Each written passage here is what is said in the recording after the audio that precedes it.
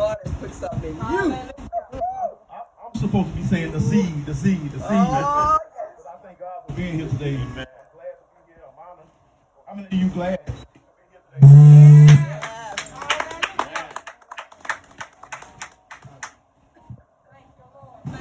I'm truly glad and honored to be here today. And when I say glad to be here today, I mean glad to be alive. How many of you are glad to be alive today? Glad to be alive. So there are many people that we know and many people that we love that are not here with us today. Many have passed on. Now, to pass on, to be in right standing with God, is not a bad thing, and it shouldn't be a very sad thing. That's everybody's ultimate goal, to pass on to be in the glory of God, in the presence of God. Because we all will leave here one day. So our ultimate goal is to be in the presence of God one day when we leave here. But for you to still be here, for you and I to still be here today, that simply means that God have a plan and purpose for you today. He have something for you to do on earth today. If you're alive and not dead, it means that God have a specific plan and purpose for you. It's not a global plan sometimes, but it's a specific plan God have for you. And that's why we should give God praise and glory and honor every day that we wake up. Every day, because we know He has something for you to do. We have to take time sometime and stop and just give God praise and glory for the day. Man, I'm excited to have this opportunity to celebrate our pastor and celebrate his birthday. He made 64 years old on August 7th. Young, 64 years young. And he's been our pastor here at New Life for 28 years. 28 years. I thank God that He allowed us to be blessed with that kind of leadership and that kind of wisdom for those many years. We are blessed. We are truly blessed. But I have to say this. He is more blessed. We are blessed, but He is truly more blessed. Because the Bible says it is more blessed to give than it is to receive. How blessed is He? How much do He really have to have the capacity to give to you and I for that many years? Day after day, week after week. That's truly, He's truly a blessed man. We say that sometimes according to what's going on. But he's truly blessed because he was able to give. It is better to give than it is to receive. He was able to give out his life every single day, every single week. So he's truly blessed. He is truly a blessed man. We thank God. That's why we honor him today for the blessing he is. You are blessed from God when God allows you to receive a blessing. We are blessed. But when you're able to give a blessing out your overflow, that's truly blessing. And we want to have a desire, and we should have a desire for God to say, God, use me. Allow me to be a blessing, not to receive a blessing, not to always ask for a blessing, but allow me to be a blessing in somebody's life. Allow me to be truly what you want me to be. Can y'all say thank you, Pastor? Thank you for being a blessing in our life. Thank you.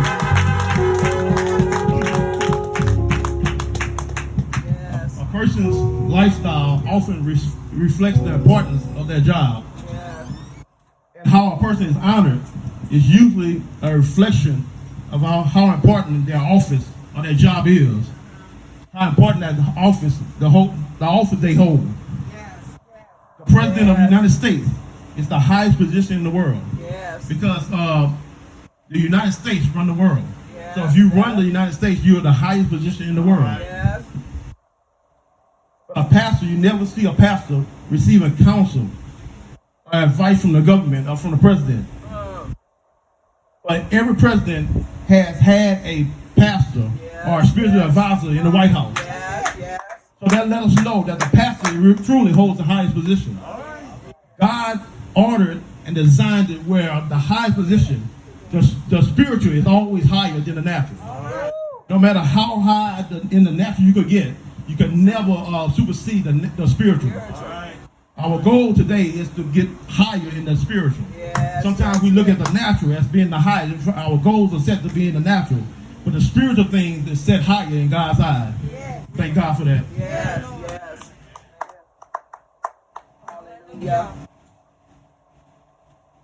When we honor somebody, let me say this.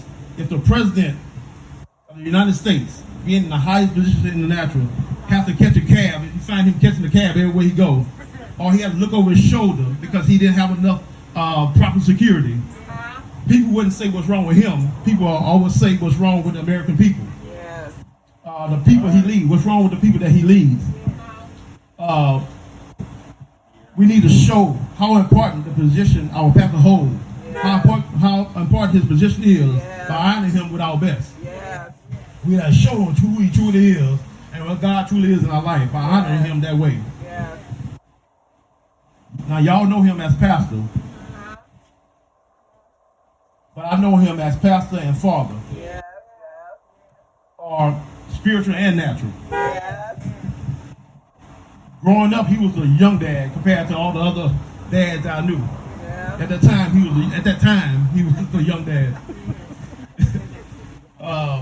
He really didn't know all about the latest technology, the latest gadgets. I remember the time, and Troy probably remember the time that we literally had to go to him and ask him advice on how to use the iPhones and things like that. I really remember that. He really knew he was head. But now I find him holding the phone far away from his face and frowning at it and looking at it. Looking like he's mad at it. I don't know what that's about, but now he had to figure, I don't know if he's mad at the phone or not. But sometimes time changes. Things change.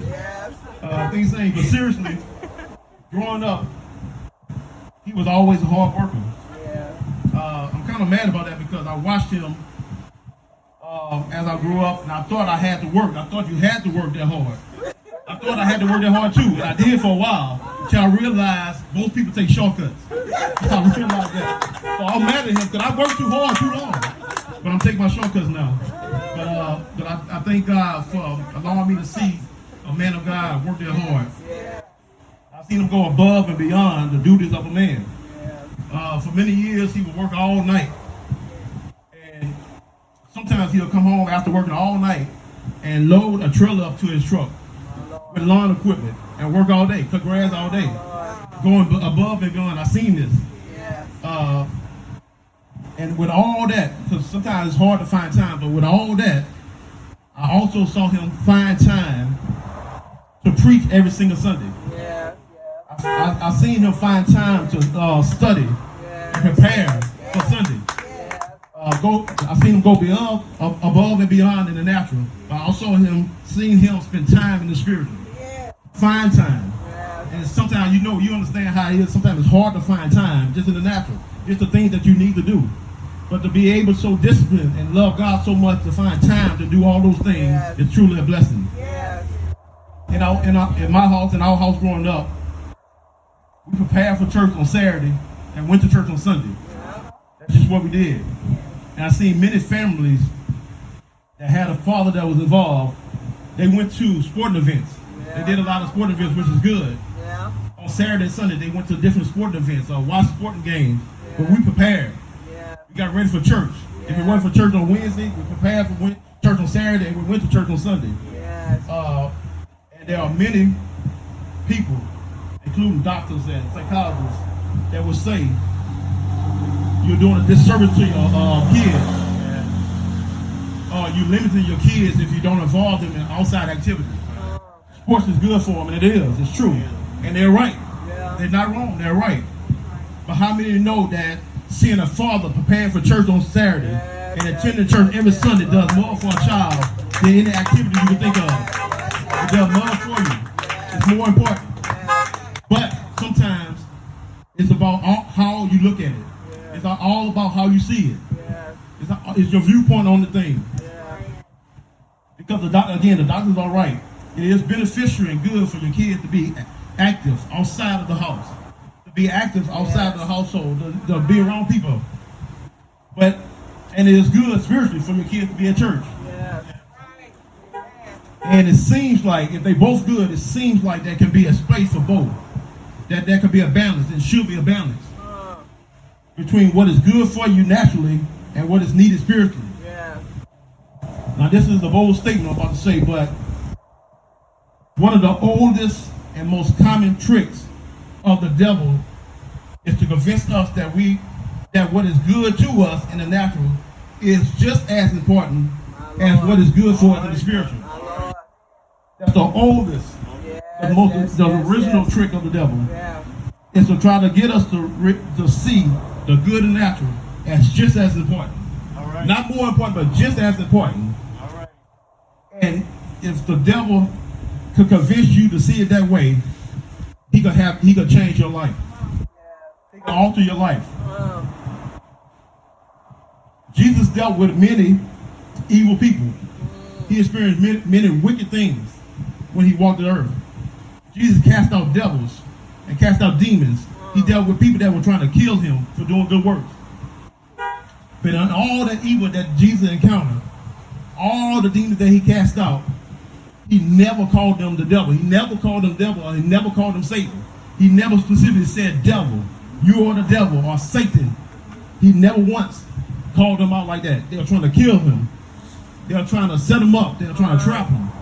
He had demonic spirits that he cast out. He never said devil. He told the Pharisees and Sadducees many times that you're doing the work of your father, the devil. Yes. But he never directly called them devil. He sent demons back to hell, but he never said the devil. There's only one time that Jesus called somebody directly the devil. There's only one time he called him directly Satan. And it seemed like if Jesus dealt with all this demonic presence, with all this evil, with people trying to kill him, it seemed like if he called that one time that he called somebody the devil, it seemed like that must have been an evil situation. Yeah. It must have been the most evil encounter that he dealt with. It must have been the most evil experience that he dealt with. Because, again, people were trying to kill him, trying to arrange his death. Yeah. But he did not call him devil. But Jesus, in this moment, in this one particular time, felt the need to call this person the devil or Satan. He didn't say not possessed by the devil, but he said devil, Satan yourself.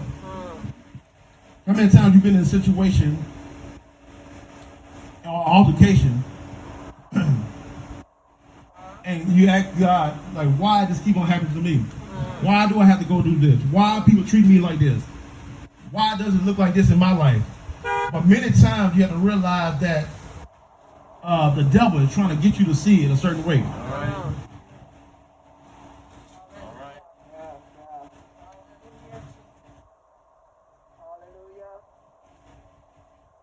Jesus called, let's turn to Matthew 16, verses 21, 22, and 23.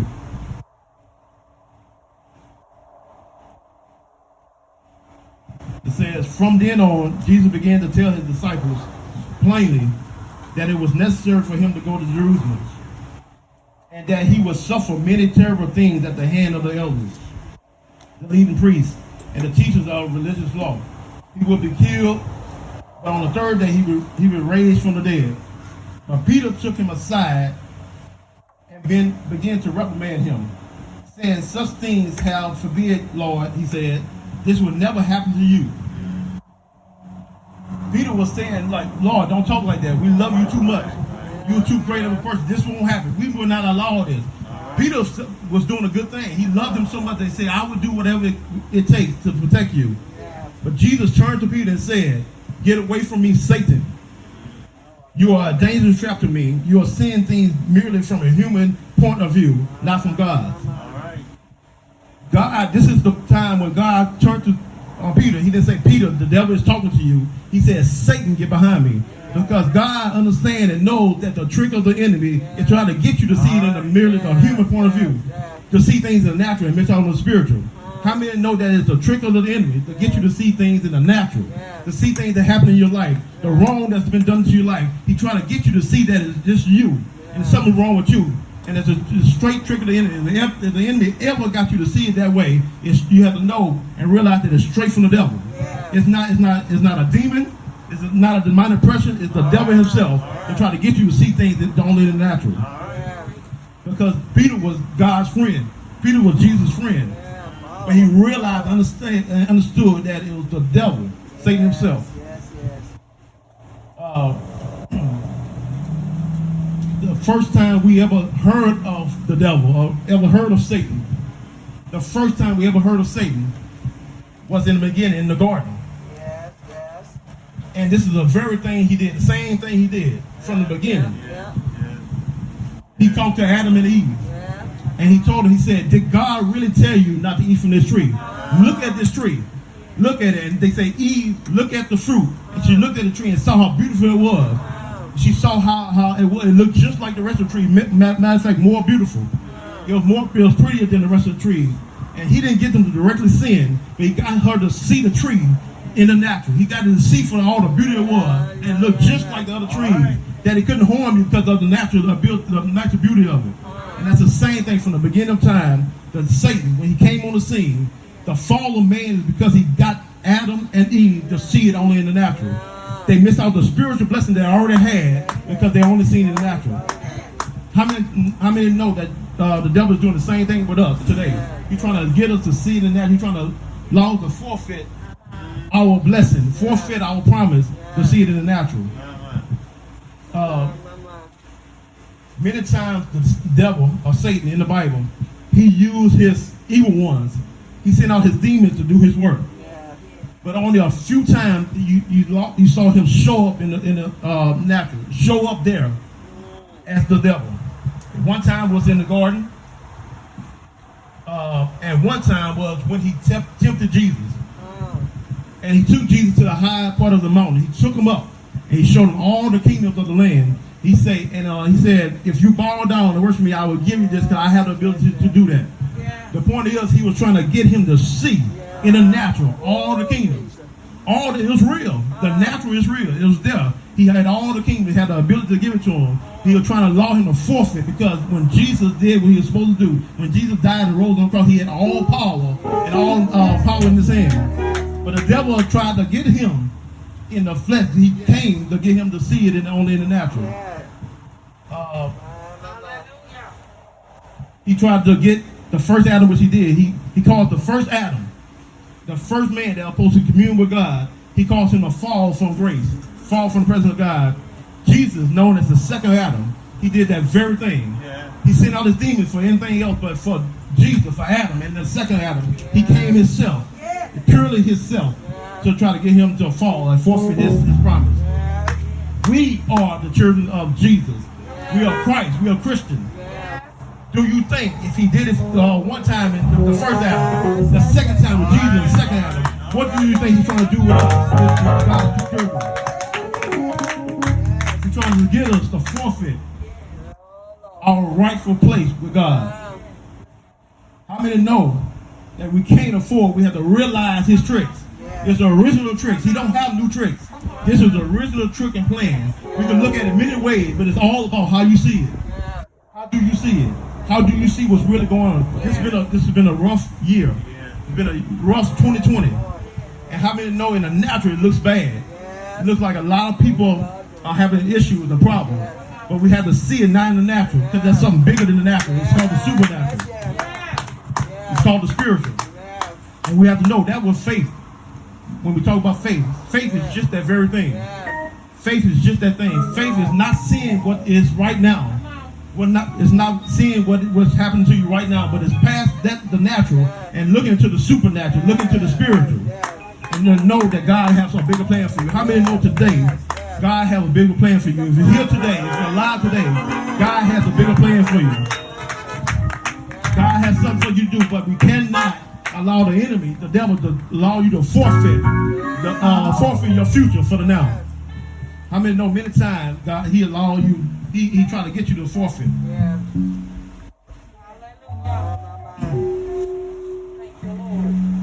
How many glad that God allowed us a new way out? He allowed us the ability to have faith. We don't need to see it in the natural, but he knows it's there. He knows he's working out on our behalf. I thank God for that. As I close today, it was a short message, but as I close today, I just want us to realize when we look at the church, we look at the pastor, and we look at friendship and relationship, we can't just look at it only in the natural. We have to see it in the spiritual, because God is doing something behind the scenes. We are spiritual beings living in the natural. We're in this world, but we're not of it. We cannot look at it for the natural.